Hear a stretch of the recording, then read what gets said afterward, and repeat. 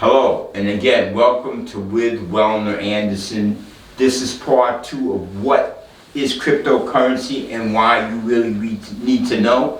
The 2 key words that I want to stress is trust and speed. Okay, I'm going to give you some examples. Imagine, God forbid, you got into a car accident and you went to the emergency room,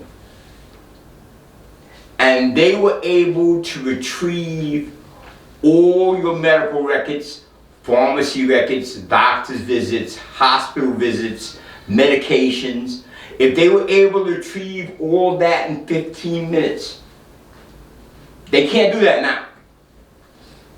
But the underpinnings of Bitcoin or blockchain does that. Let me ask you a question. Who's owned a house before? Any hands? Well, remember, think about 2 or 3 days before closing. And you're getting all these phone calls. You need this, they need that, they need this, they need that. It was very stressful. For me it was, and I'm sure it was for you. You imagine if that can all be done in 15 minutes? That's blockchain. Verifying your visa, your passport, is all trust. And the trust is dispersed amongst all the members of the blockchain. So in the example I gave you before, when I gave my son that $10, what that example really was each of the members of the network has a copy in their ledger of that transaction. So the element of trust is now removed. Because the record is shared, time-stamped amongst multiple people on multiple computers, I no longer need to pay for trust. President Trump and Vice President Al Gore both had serious issues about election fraud.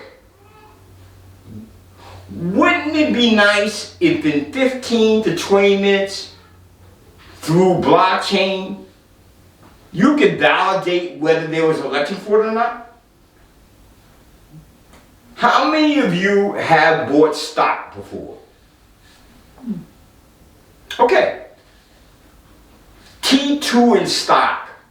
In other words, the settlement of the stock occurs 2 to 3 days after the purchase.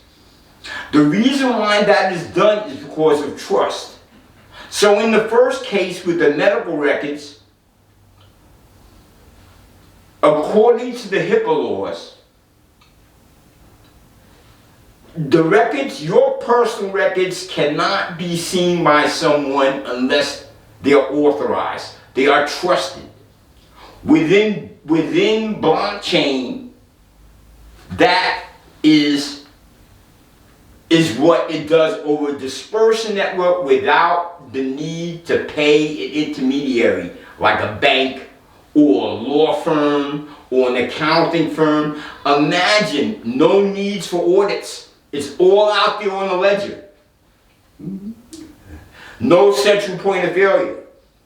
Think of blockchain as this. Underneath your network, you have a wireless network or a fiber optic network or something that physically carries something to someone else.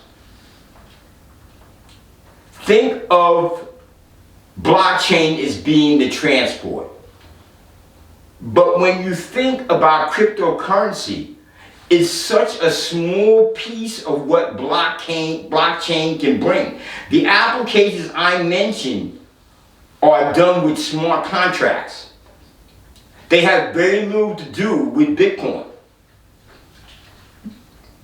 So in other words, as I was starting to say, if the plumbing is blockchain, what runs on top of the plumbing, which could be smart contracts, could be Bitcoin, it could be anything that can benefit from trust, is going to benefit from blockchain. Okay, so